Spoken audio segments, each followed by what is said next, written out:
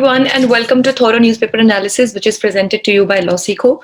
So, today we will be discussing two articles, both are from the Hindu. The first article is titled as Voice Vote as Constitutional Subterfuge. Basically, this article talks about the very process of voice vote that has been taken as a resort by especially the Lok Sabha to overpass or to bypass the provisions which are there to get a bill passed in Rajya Sabha.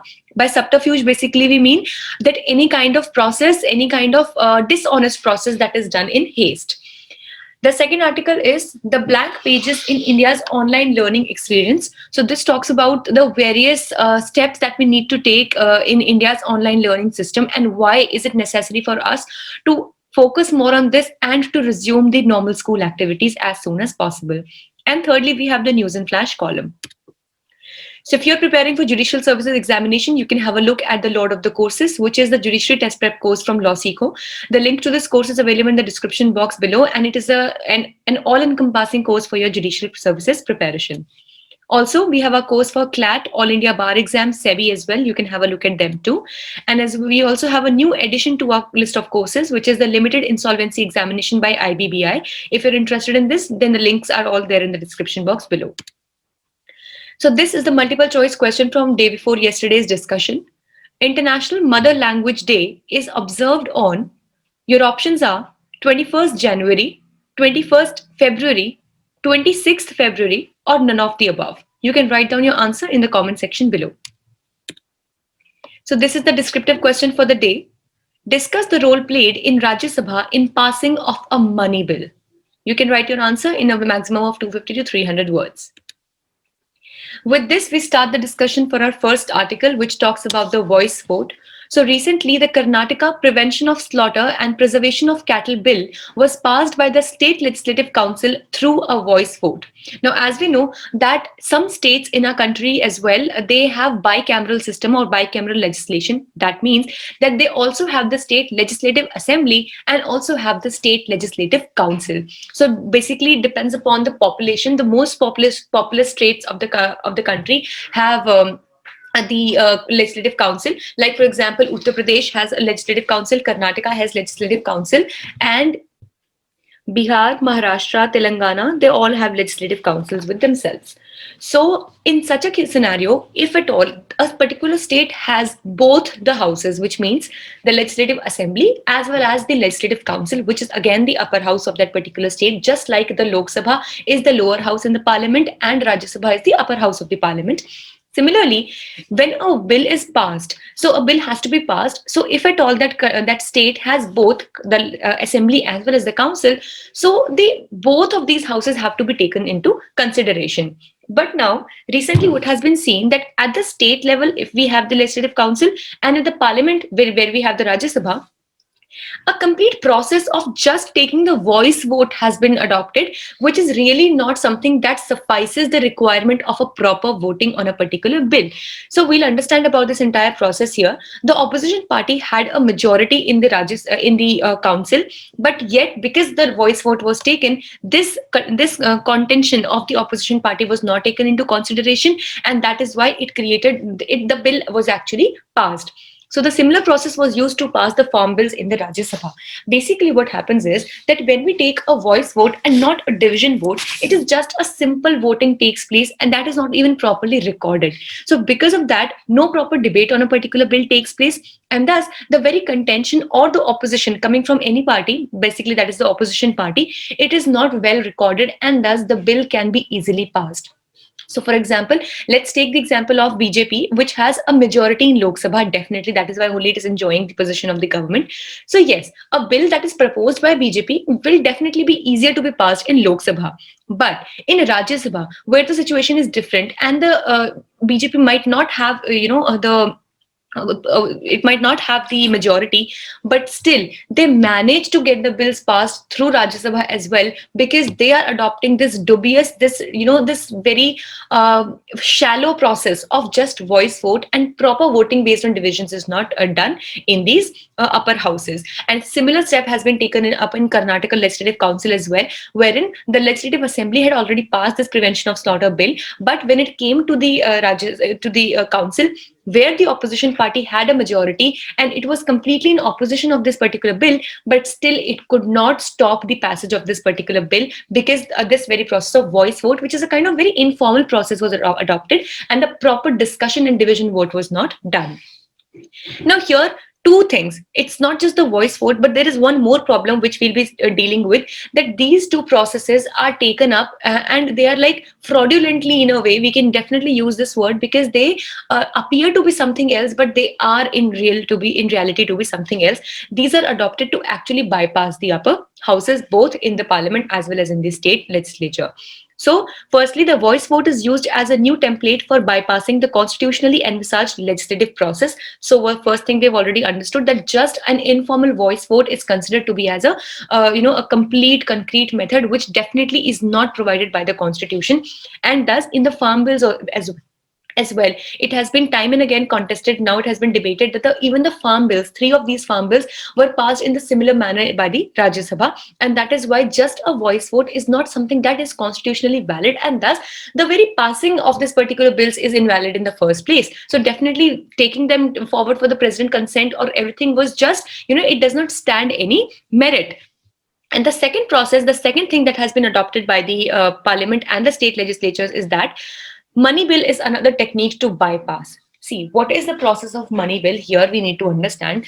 See, a money bill, like if we have any ordinary bill, an ordinary bill can be introduced in any of the houses of the parliament, or if there is bicameralism in the state legislature, so it can be introduced either in the legislative assembly or the legislative council. So there is no bar on that. And with regards to the ordinary bill, both the houses, the upper as well as the lower house, that is in the parliament, the Lok Sabha as well as the Rajya Sabha, and in the state legislature, the state legislative assembly and the legislative council have equal powers. But when it comes to the money bill, Rajya Sabha does not really enjoy a lot many powers in this direction, because the money bill can only and only be introduced in the Lok Sabha in the case of the parliament, and only in the legislative assembly in case of the state legislature, which means that in no situation can a money bill be introduced in the upper houses of either the parliament or the state legislature, that is the Rajya Sabha or the council. Secondly, the money bill, as we know, has to be introduced only upon the recommendation and consent of the president. But yes, again, it is the power of the Lok Sabha or the power of the Legislative Assembly to pass the money bill. Furthermore, in case when it reaches the Rajya Sabha or it reaches the Legislative Council, as the case may be, so here it only has a power of recommendation, which means, like, unlike the ordinary bills where the Rajya Sabha or I'll just speak it in sense of Rajya Sabha. Please take it that I'm also referring to as the council as well, so that there is no confusion. So if at all, the money bill is now sent to the Rajya Sabha for its consideration. So here the Rajya Sabha can only recommend. Now this is the difference, because in the ordinary bill, the Rajya Sabha could actually make amendments and then send the bill back to the Lok Sabha along with those amendments. But here the Rajya Sabha has absolutely no power to amend anything, but just it can recommend a few things. And that too depends here on the Lok Sabha whether or not to agree to these recommendations. If it does, then well and good. But if it doesn't, the bill it is deemed to have been passed by Rajya Sabha as well, even without the recommendations, and is directly sent to the president for his assent.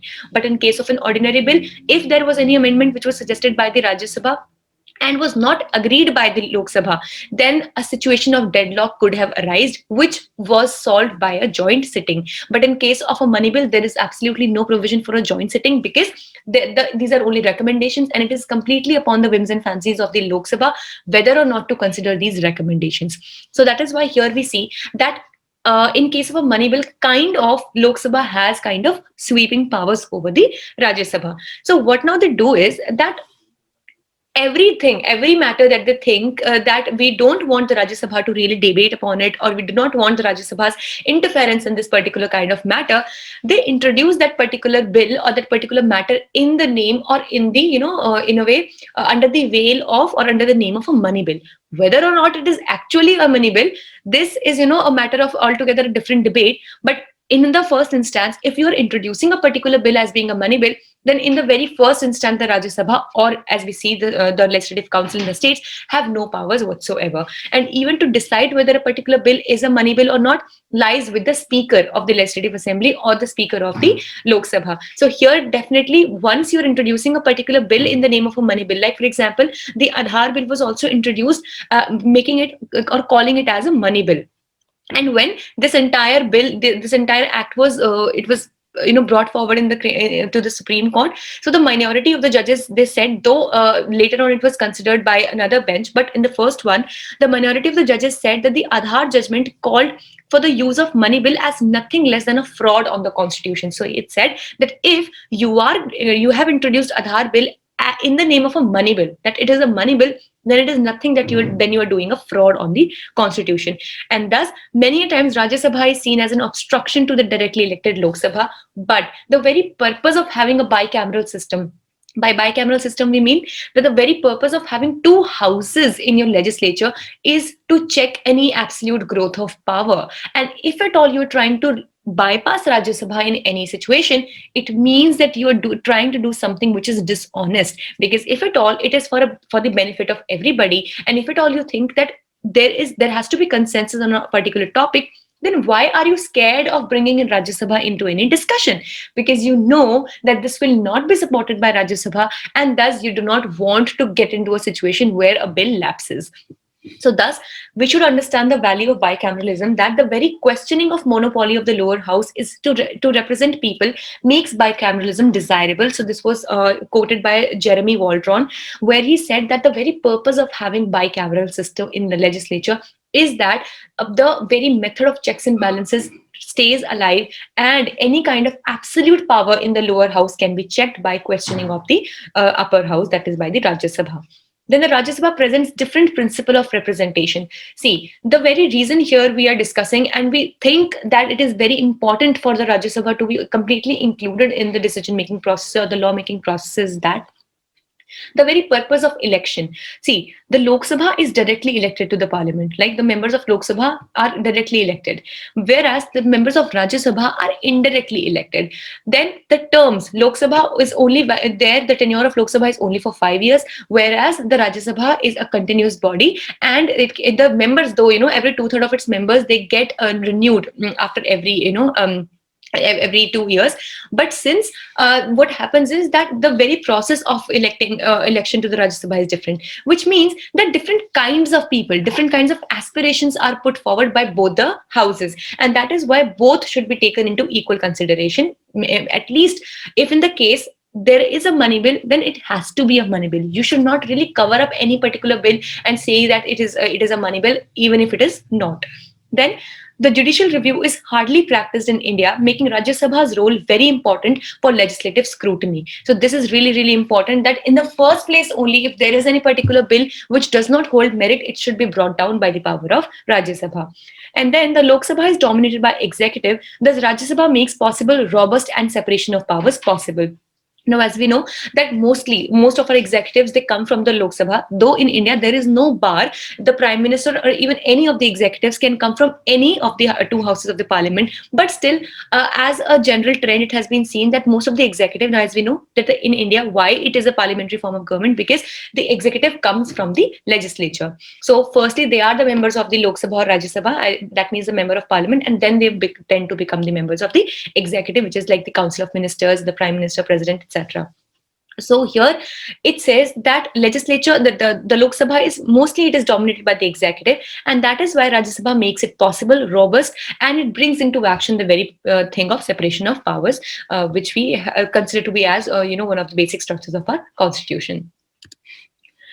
So here, let's consider the second one for the day, which we'll be taking up in not a very deep discussion because we have been discussing it time and again. So it says that India's education sector has been severely impacted due to the COVID-19. Yes, of course, and especially education of the girl child.